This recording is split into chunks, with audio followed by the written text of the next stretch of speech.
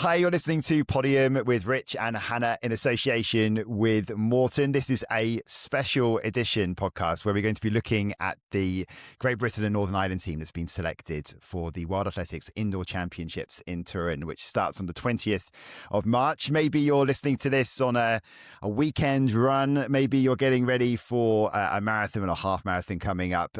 If you have chosen us as your podcast of choice whilst you're out on your run, well, thanks for listening. And you can get 15% off a first-time order at morton.com, Podium 2026, to get all of your fueling goods that you need for your marathon or races that are coming up this year. Okay, Hannah, so yesterday we received confirmation of 29 athletes that have been selected for the World Indoor Champs. Now, obviously, a lot of these are subject to world ranking positions, so they need to be confirmed. The qualifying window ends this weekend and the world rankings will be confirmed. I think it's Wednesday next week, isn't it? So I think that the point of this podcast today is just to go through some of the key selections, maybe where we can get excited about some possible British medals. We still don't have full confirmation of other teams, of course, so they're sort of coming through as we speak.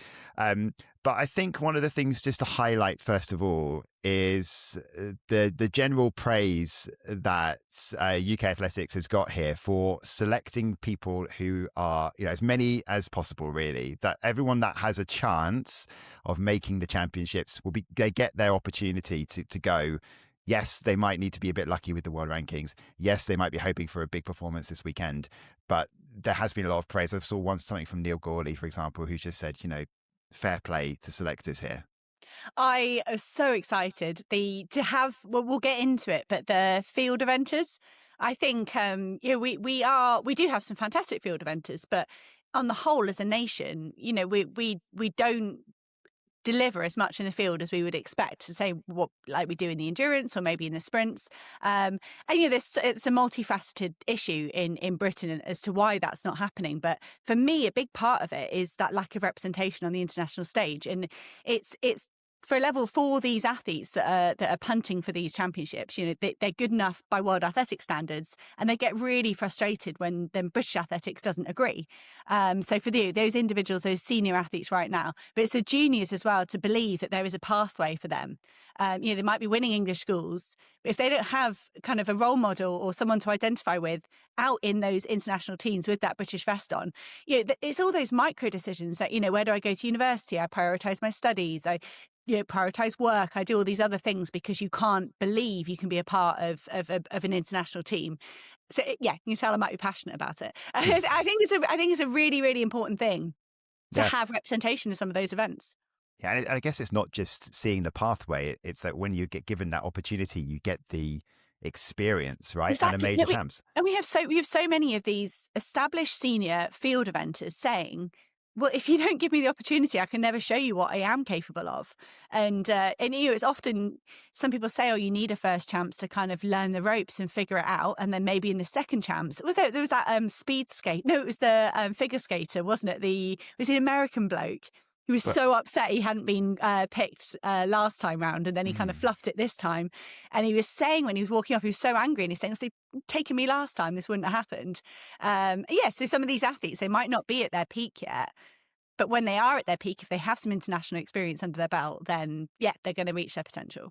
Yeah, you're talking about Ilya Malinin, is that what you're talking about? But I think it's because you have to look at as well, these stages are, this is the biggest stage. Well, one of the, you've got the world champs and the Olympics, they are the biggest stages. And if there's a lack of experience there, you can see pressure they can get to athletes. And so you kind of need to put them into situations to know how they're going to deal with it, or just so that, like you say, so they know how to deal with it next time. I mean, we look at Tokyo,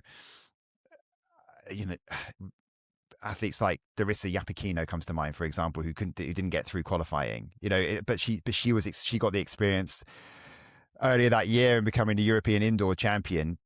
But it just shows, doesn't it, that the pressure, the stakes are higher, and you kind of need to put the athletes into these situations. So is it a slight departure from in recent years in terms of selection? Is there a difference in in direction that we might be starting to see with UK athletics? I mean, you've been involved in these sort of selection criteria before. So what's your view on that?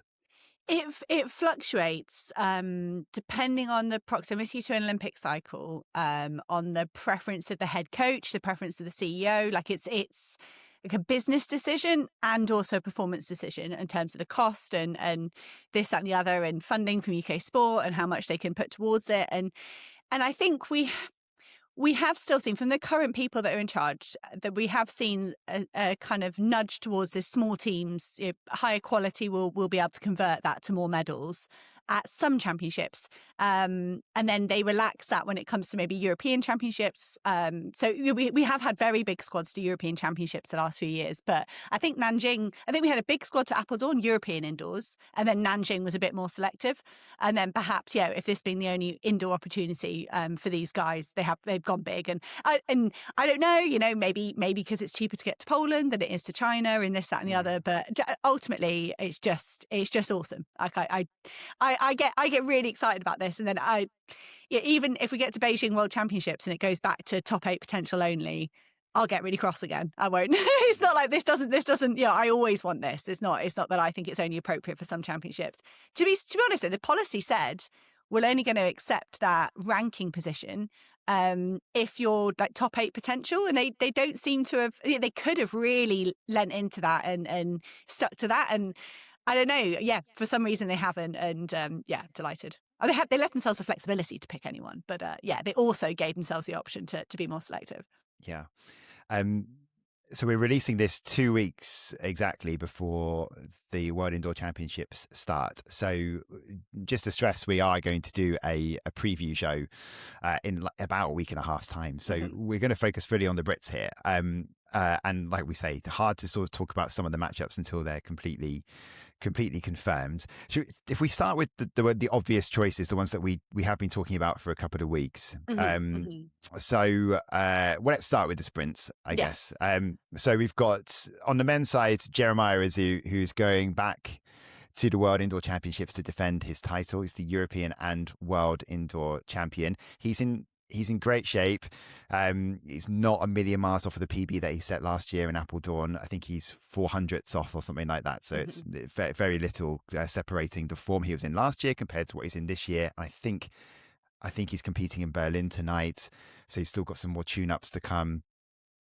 So on the men's side, you've got Jeremiah Azu and Jody Smith. We'll come back to that in a minute because I think a lot of people, even listeners to the podcast, won't be that familiar with Jody Smith. And then on the women's side, it's pretty electric, isn't it? Dina Asher-Smith and Amy Hunt.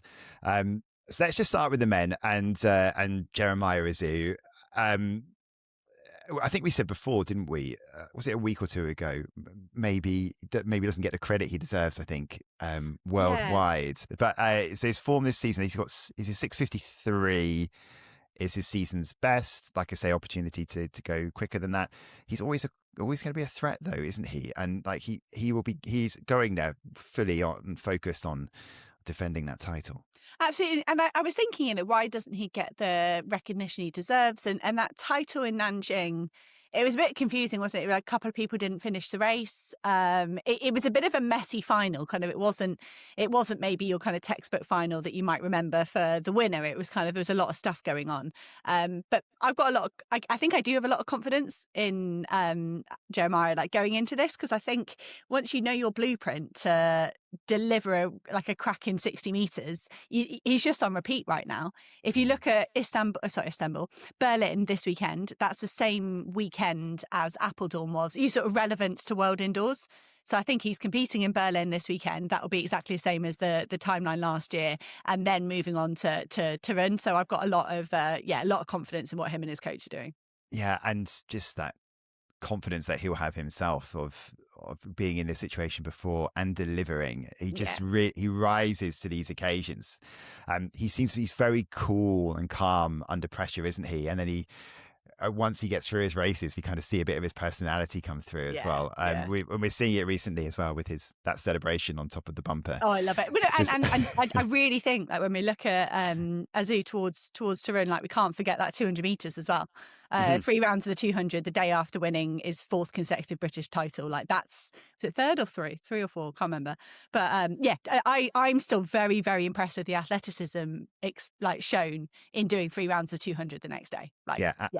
And he's been around for a long time. He's only 24. Yeah. And we know that this year he's going to focus a little bit on the 200 too. And that's one of those things that we're looking forward to seeing a bit more of, because he's talking about wanting to be more of an all-round sprinter. And there are gaps there, big gaps there in terms of British athletics and 200-meter runners beyond Zarnell Hughes. So I think you can see an opportunity there. It'd be interesting to see how he grows from that.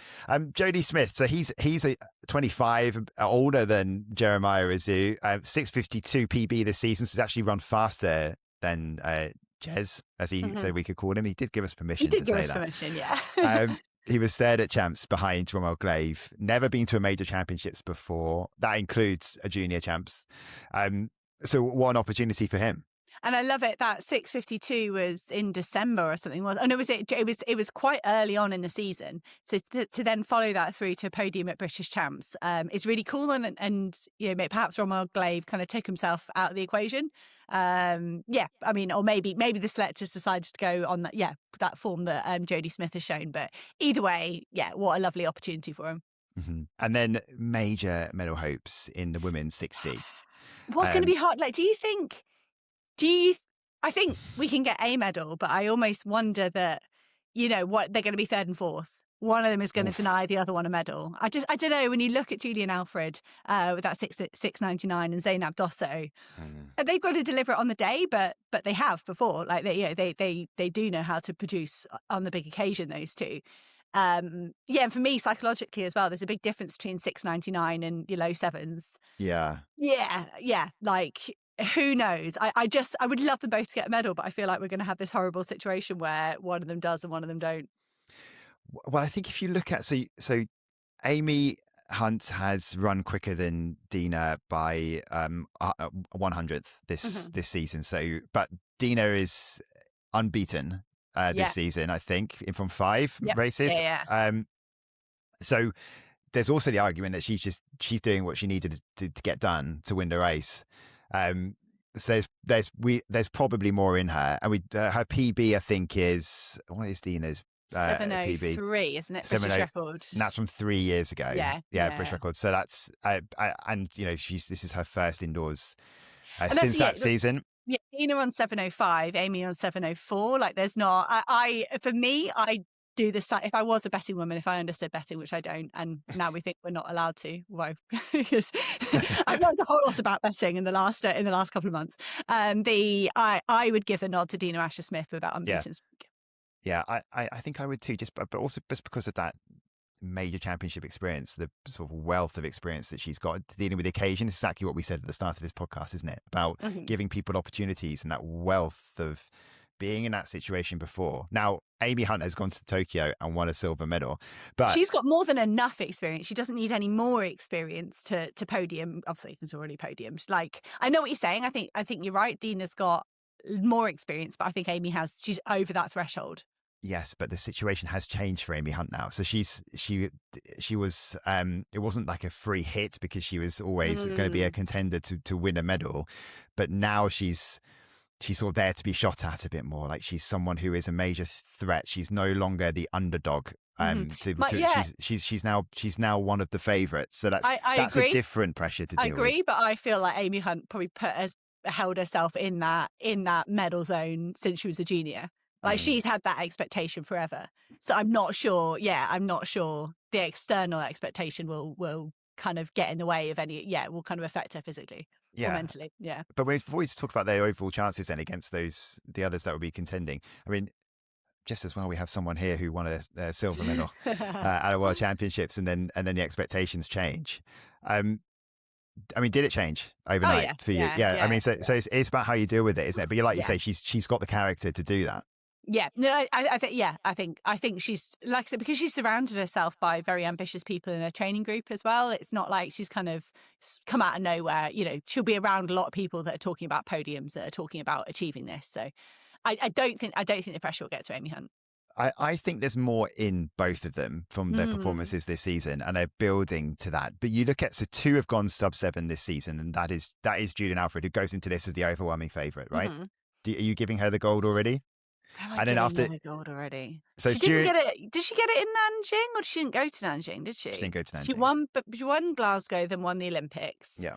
Am I giving it to her? So Zeynep Dosso's the other athlete who's gone sub-7, who also went into Nanjing in brilliant form as well, didn't she? And then Majinga Kambunji because Dosso beat her at Europeans, and then they switched and swapped. I mean, we're getting into preview territory here. We are. I'll get back to you with a proper opinion on that in 10 days. But there are the likes of Patricia van der Vecken. You've got Eva Svoboda, who's going to be having her home crowds and absolutely pumped for this. And like we say, waiting for some others to be. It's going to be. I think it's on the first day, isn't it? It's both 60s on the first day. I feel like it might be for Eva Svoboda. But the 60s when they run all in one day are just really, really entertaining. So I'm looking forward to that. So regardless, big medal chances. Let's say, yes. Okay. Well, from 3 out of the 4 of them, and if we've got a history of getting men into that final. If Jody Smith could make the final on his debut, that'd be amazing. And then the 3 other names that obviously really stand out that have been confirmed that we knew were going to be going anyway. Well, one of them we weren't sure about because we needed to check on fitness, but Keely Hodgkinson, Georgia Hunter-Bell, and that fitness stout, I guess, is Josh Kerr, because we haven't seen him since Millrose, but he's in. Yeah. So he's in for the 3,000 meters, which excites me. I don't know if it excites you. I can't wait for that one. It did. It was funny when I was making the graphic and I was trying to make sure I included an asterisk on everyone that was still waiting to see if their time was fast enough. So it's times, not points, to get you to Torun. And I was kind of thinking, like, yes, he's in it, but I'm putting an asterisk next to him. Like, is that relevant? And he's going to make the team, like he's going to get the invitation, but is that like kind of a reflection of form? If he's having to get in non-automatically, if you like, can we think of him as a realistic champion? And yes, I think we can.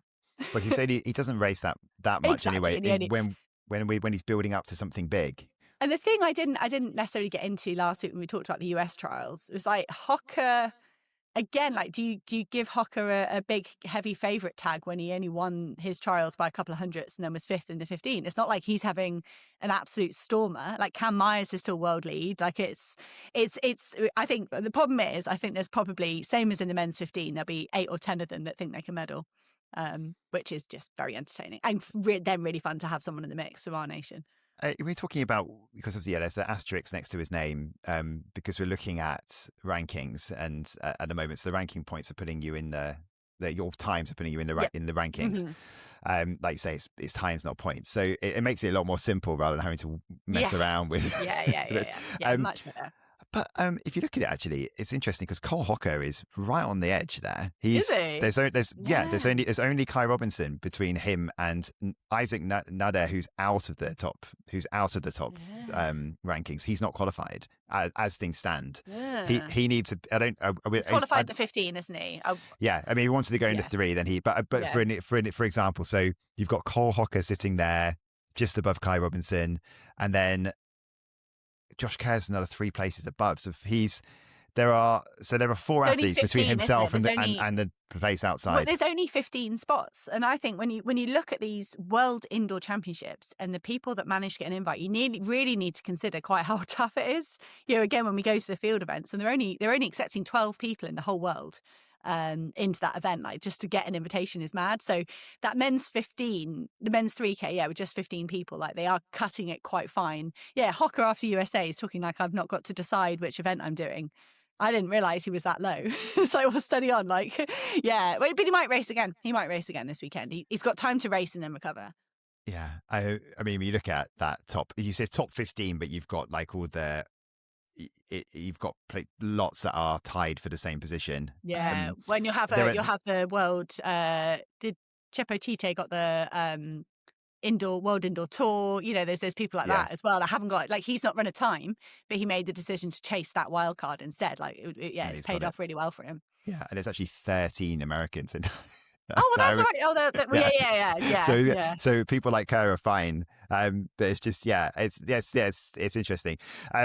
So we don't know what sort of shape he's in. We literally don't. I mean, he's run once this year. It was at the Milrose Games. He came second behind Cole Hocker in Only just, didn't he? And that was his first race since doing his calf. Like I've got a lot of confidence. I don't need to see Josh race to have confidence in him. Yeah.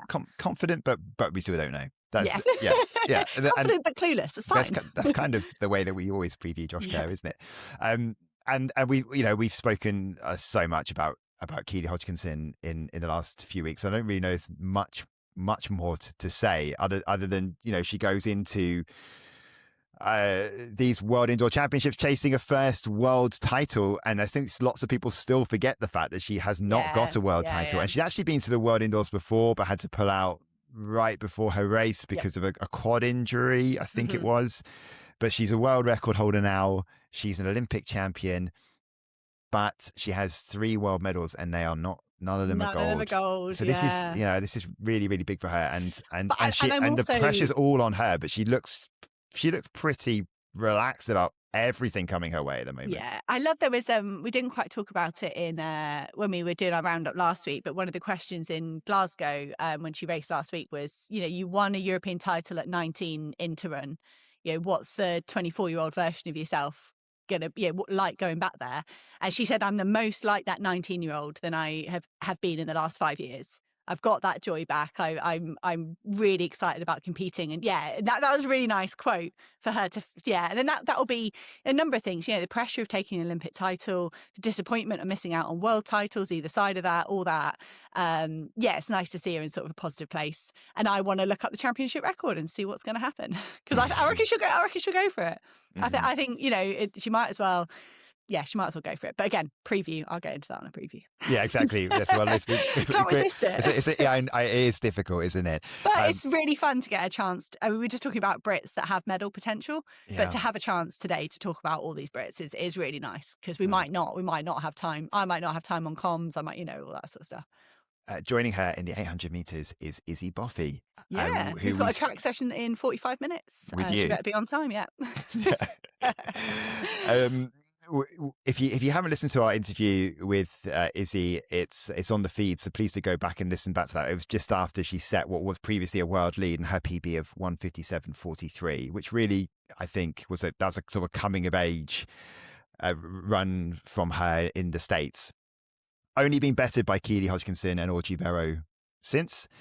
So she's going to this in form, and as we said, Hannah, with her, this was and you know this because your husband is her coach, and you are assistant coach today, or assistant to the coach. But this wasn't originally in the plan, and it was going to World Indoors, and here she is going in top 3 in the world. Yeah, no, the plan was to have a small indoors and then come out early and outdoors to try and make the Welsh team for the Commonwealth. So they pick in May. So it was kind of this stress about how do you be in shape in May? And then she got in shape in February instead. Really, really fun. And I think, there'll be a few athletes like this across the nations. I think for Izzy Boffey, it's a bit of a kind of, right, I'm in shape. Let's go and take that to championships and gain that experience. Because she's taking the pressure off that early part of the summer now. She can do a longer training block off the back of indoors. But it's 800 indoors is brutal. And I think, Ben Patterson on the men's side as well. We know he's a world medalist outdoors, and he knows indoors is a different kettle of fish. And I think for Boffey and Patterson, like they're going to have to put every foot right and in all 3 rounds to reach their potential. And everyone knows that. That's saying you're lined up against another 5 athletes in every single race that are desperate to advance. And I think, I think 800 is one of the toughest. Probably 400 as well indoors with the physicality on it. But to not walk away super frustrated because it's really easy to make mistakes in 800. Yeah, it's one of the reasons why we made the point just how amazing that time is from Keely Hodgkinson. Mm-hmm. It's sort of very well running that outdoors, but put that indoors, it really does stack up on one of the all-time greatest performances. Twice in a week, pretty much, wasn't it? Yeah, and it's really important to note that it's just because it just run that fast indoors with the tighter turns, with the shorter straights, and it's just no. And I think we'll see. I think we will see Keely control every single round she's in, stay out of trouble. I think she will be on the front and control it. And then as long as everything's gone all right, there's no colds, there's no niggles, I then think we'll see her go absolutely, flat out in the final. Yeah. Preview territory again. Yeah, sorry. The men's 800 again. Sorry, I don't want to get too into preview territory again, but it's a good opportunity for Ben Patterson because, we've seen him really attack the indoor season this year. He's got a PB of 145.53 this season. His placings have been a little bit mixed in terms of his consistency of performances, which I'm sure is something that he will be looking to work on. And this is, I think that's going to be it's pretty open, the men's 800 indoors, and it's quite nice to see that because outdoors at the moment it's kind of been one-way traffic, hasn't it? But indoors, for who's available in Torun, because you're going to have Elliot Josh Hoey not here, like it's significant. He's not here, but Cooper Lookenhouse is going, and he, but as we said, he looks the real deal. He does. Again, preview material later, but it's a good opportunity for him. And I have the same kind of response to Ben's performances this year. Like, it's been great to see him run so quick, and great to see him healthy and like active at this time of year. And I hope that when he goes to that championship environment, just having 6 people in the race is gonna help. I think, they might have, I don't think they'll go up to 8 in the final. I think they do it European. I don't know. I have to check the rules. Preview territory. But I think, for Patterson to be in a race with a normal number of people is going to really help as well. Okay, just dipping back down again. The night before the team was announced, Amber Anning confirmed on social media that she would not be defending her 400-meter title. So, she's not in the squad. So taking the places in the women's 400, Yemi Mary John and Louisa Stoney.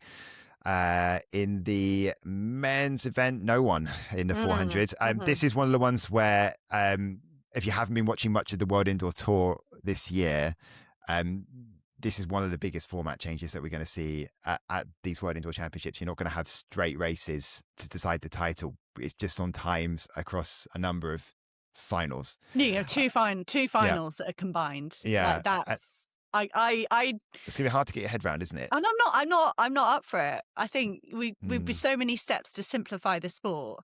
I feel like this, like when we got to the stage where the 200 got taken out because the lanes are too tight on the inside. I feel like we're kind of like pandering to that again in the 400. Like, I think if you only get lane 1 or 2 because you've scraped in for the semi-finals, and that's your lot, you just got to take it. And that's that. I don't like this. I'm sure we're going to have some good graphics to explain it at the World Indoors, but ultimately it's kind of confusing. I always think to like my friends' kids that are watching. It's a young kid that's kind of, it's rainy in Britain and they tune in to watch the World Champs in a few weeks. They're going to get confused by that. You want the glory across the line. I agree. It'll be but that's interesting. Preview territory. It will be interesting to see how that goes down for sure. You need to have a buzzer for when we get into preview territory. It really is a fine line. Mentioned Georgia Hunter-Bell already. So she's now going to be the 1500 meters silver medalist from Nanjing. We've talked about that in the previous podcast. So she will be hoping to upgrade to gold in a different race this time. She is one of the best this year over 1500 meters, and the depth that we have. She's undefeated, isn't she, as well this season? And it's quite clear that some races didn't go completely the way she wants to go to plan with pacing and all that kind of stuff. But this is depth, isn't it? I mean, Gemma Reekie in there too. I am loving, Gemma Reekie spoke quite a lot at the British Champs about how she wants to dabble into 1500, and but she's doing that with her eyes open. She knows it's not just it sounds simple, but it's not simple, and she wants an opportunity to race against this cohort and figure out what it's about. But the absence of Gudaf Segai this indoor season, he just goes out and front runs and smashes it from the front, and that's a very one-dimensional race. I don't think it will be like that. I think it will be 3:58 for the win or so, but I think it will be done in more sort of a wind-up fashion, and I think that could suit Gemma Reekie really well. I think absolutely, like, easily capable of a top 6, and once you're capable of top 6, medal. I think we're more likely to get 2 medals in the women's 15 than the women's 60. Okay, I don't get you too excited, aren't I? But no, I'm quite happy to go with you on that. She's got a world silver medal already from indoors in 800 meters in Glasgow, and if she's there with 100, 150 meters to go, you're gonna back that closing speed. Her and Georgia Hunter-Bell with that 800s speed. I can just see. I can see good things. We're here to get excited about the Brits. We'll put no them up against apologies. the Americans and the Ethiopians. Yeah, no apologies today. We'll do a proper preview. But today we're all about Riki and Hunter-Bell on the podium. Okay. I like it. In the men's 15, this is more of one of the opportunities that we were talking about. So Jack Higgins and James McMurray. And James McMurray needs to... Where's he? He's one of the ones with an asterisk to his name, isn't he? Yeah, he's quite far down, but it's big field in the 15, isn't it? It's 36. Yeah. So they'll have 3 heats of 12. So I think it's okay for him. I'm just trying to have a look at my notes. So he's got three PBs this season as well. 31 years old, getting his first opportunity potentially to go to a major champs.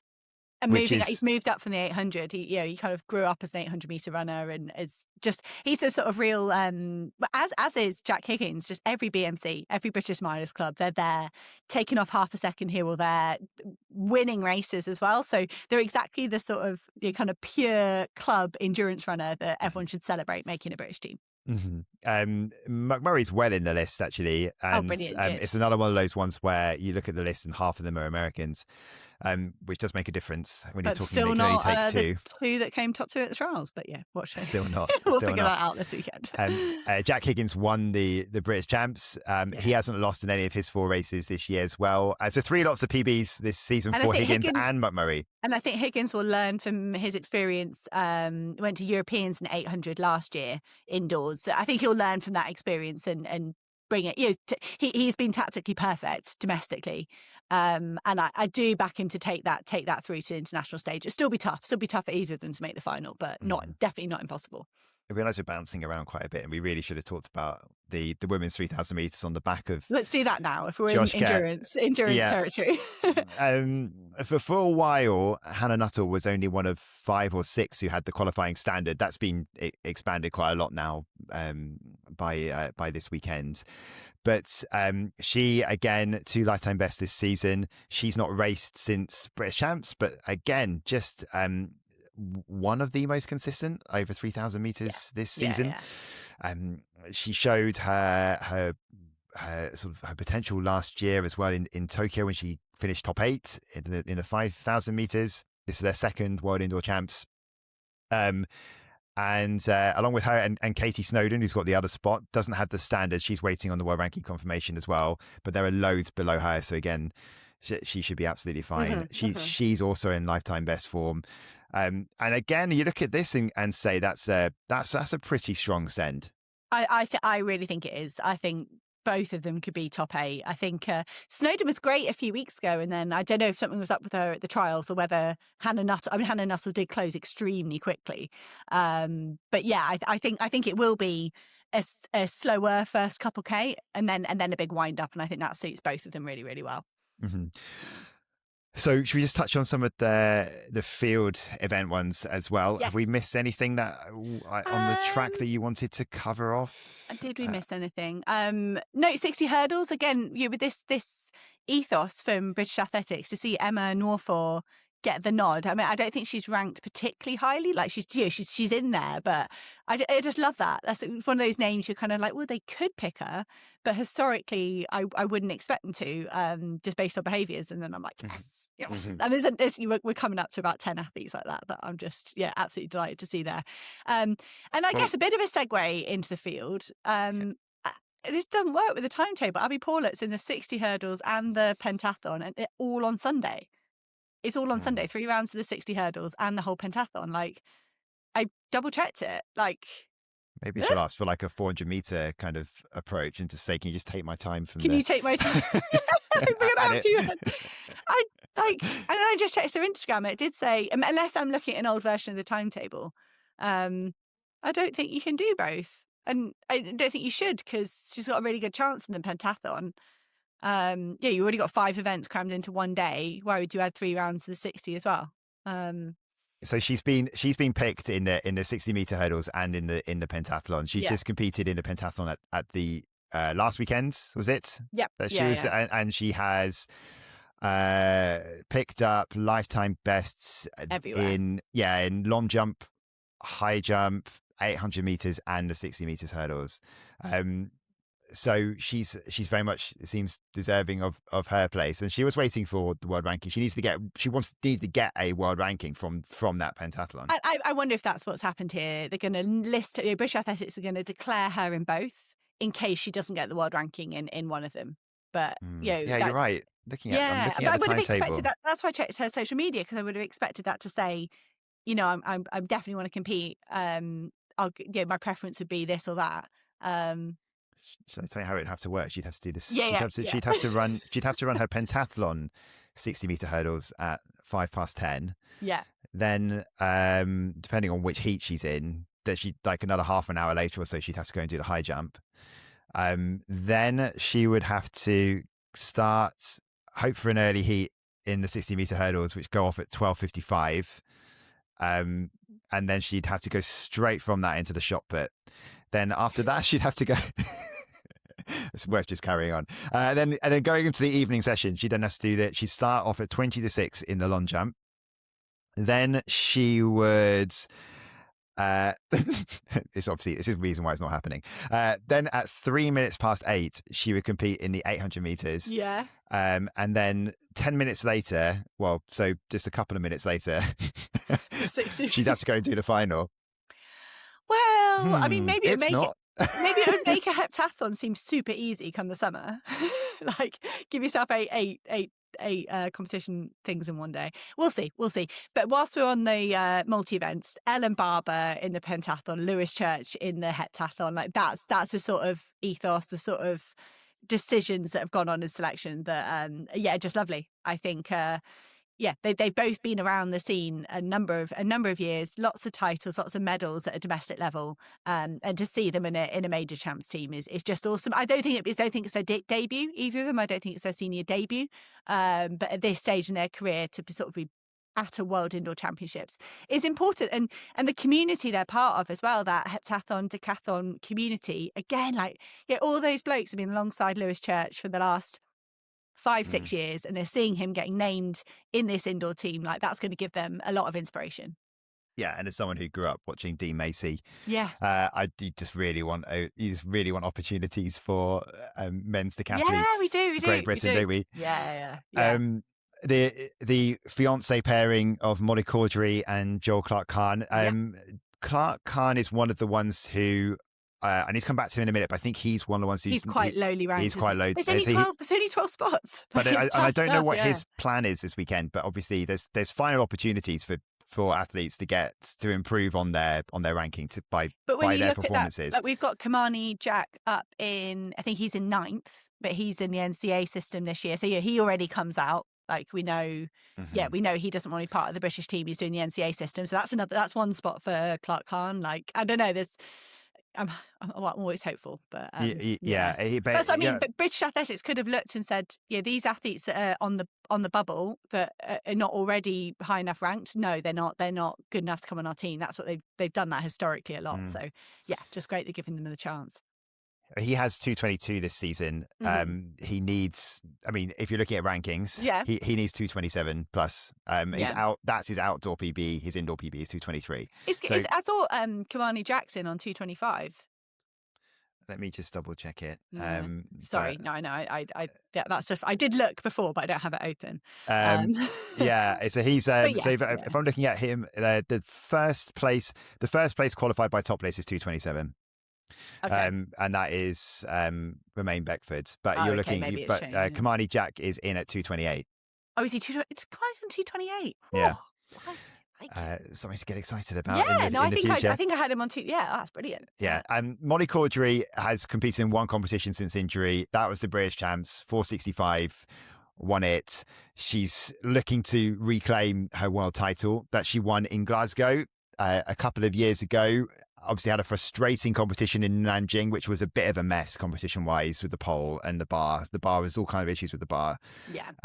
So many delays, and she was the one who was caught up in it the most. Now she the 470 is the standard. She's fine, I think, on the world ranking cutoff. There's 4 athletes below her. between her and the outside of the places.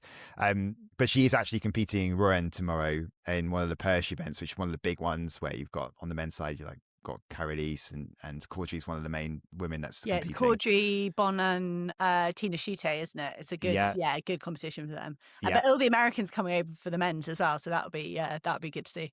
Yeah, it's on the European Athletics YouTube channel, and I will be commentating. Is on it with you? Oh, excellent! If you'd like to watch it, I love these. We do not plan these plugs of each other's work. No, Katie did it. That genuinely wasn't that time. No, that was not that time. She's only needs to, but if she wants to make it just secure, then she 5 centimeters 470, she could do that. Yeah. So that'd be good for her. And then, I mean, like you say, you can sort of say the same narrative about quite a lot of the field eventers, can't you? In terms of the fact that, they've been given an opportunity. They kind of need to work their way into some of them into those top rankings. Owen Hurd is one of those. He's not in that qualified by top list ranking. And what we're talking about, by the way, at the moment out of 12, they're only going to take 12. So yeah. You might not be familiar with this. Hopefully you are, but there's a fantastic tool that European Athletics and World Athletics use, which is called the Road to for their events. It gives you kind of like, it's not live rankings in terms of like, it takes a while to update to see where everyone is after they've competed, but it gives us an indication of what the standard is, who's met the standard, who is outside the standard but is in the qualifying list, and who's outside. So it gives you an idea of what they need to get. So Owen Hurd is one of those who needs to find a big performance. I'm not sure what his plans are, but he needs a big performance this weekend to try and get up those standings. But we're going to see the likes of Scott Lincoln at a 4th World Indoor Championships. Yeah. He's in. There's 9 below him in the ranking list, so he's going to be fine. Yeah, Georgina Ford Wells is 20th at the moment when they're going to take 16 in the triple jump. Molly Palmer is 16th in the long jump at the moment, and I think that's okay for me. I think if you're in now, even if you're 16th, I think you'll hit an even match of people that might jump further this weekend, and then people that aren't actually wanting to go to World Indoors. I think. It's going to be a nervous wait for Palmer, all the way through to Sunday night to figure out what's going on, and then you've got the weight of who's actually going to declare that they want to go and compete, and they're going to, that's it. That's it. I mean, if you look at Georgia Ford Wells, you just mentioned, so she's outside. She's 20th, 20th on 13 meters 91. Mm-hmm. The cutoff is 13 meters 94 at the moment, and there are 3 athletes above her, so they only need 3 or 4 to withdraw, and she'd be next in. So this is why it's confusing. If they're all tied on the same distance as well, they'll take more than 16. They'll give they'll take 18, and then they'll cut to 8 for the final 3 rounds, whatever. Or they're going to go like 10, 8, 6, 4, whatever. Cool. Okay. Well, should we leave it there? I think. Well, the only other note is no men's or mixed 4x4. Yes. We've saw a big squad announcement for World Relays. And that's important in Gaborone, that they have to come in the top 16 there to qualify for. That's the first way to qualify for the World Champs in Beijing next summer. We've spoken at length in the last 18 months, so many medals in the Olympics in Paris in the relay. And then we really took a hit on that in Tokyo. So that kind of the plan now, the strategy for British athletics to kind of regain those medals at a global level in the relays. They've got to be thinking strategically, and this selection here, that makes me think they're putting all their cards in the world relays. That they want to really hit men's, women's, mixed 4x4 there. And they're doing the women's 4x4 here. Yeah, I was worried when Amber Anning pulled out. I kind of thought, oh yikes, are they even going to take a women's 4x4? So it's great. It's great to see that here. And is this the women that have been picked for this 4x4? It's the people like Tess McHugh and Jasmine Moss, and even Louisa Stoney. They're not that experienced in the relay setup. Poppy Malik is, and Yemi Mary John is. So I think that's a bit of an experience there from those guys, but it's a shame. It's just sort of gut check of where we're at really as a nation in terms of 400, that we're not in a position to send a competitive mixed 4x4 and men's 4x4, which is a shame. But I hope we'll be in a totally different position come the summer.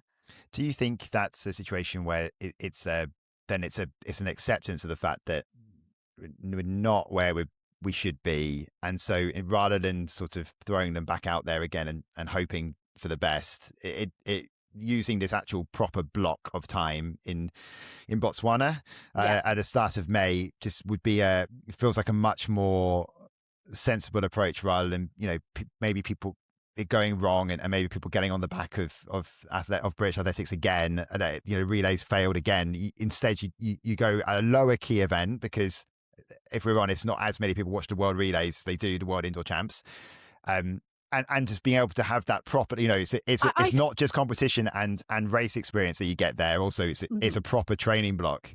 I think it's a pure performance decision rather than a reputational decision. I think they go side by side, don't they, a little bit? No, the funding's decided. Like, UK Sport aren't going to take any of that money away. I think it will be kind of saying they're going to take everyone out to South Africa in preparation for World Relays. They want everyone getting on that preparation camp, that plane to the preparation camp, ready to go. And if you extend the indoor season by 3 weeks, you start eating into the readiness for that camp. I think it's just a nod of saying, if we take you here, you might give us an 8 out of 10, but then you're going to compromise the whole trip. They're gelling as a team in that holding camp, practicing different orders, practicing more relevant in the 4x1, but still relevant in the 4x4. And I think it'd be building towards making sure the World Relays is a 10 out of 10.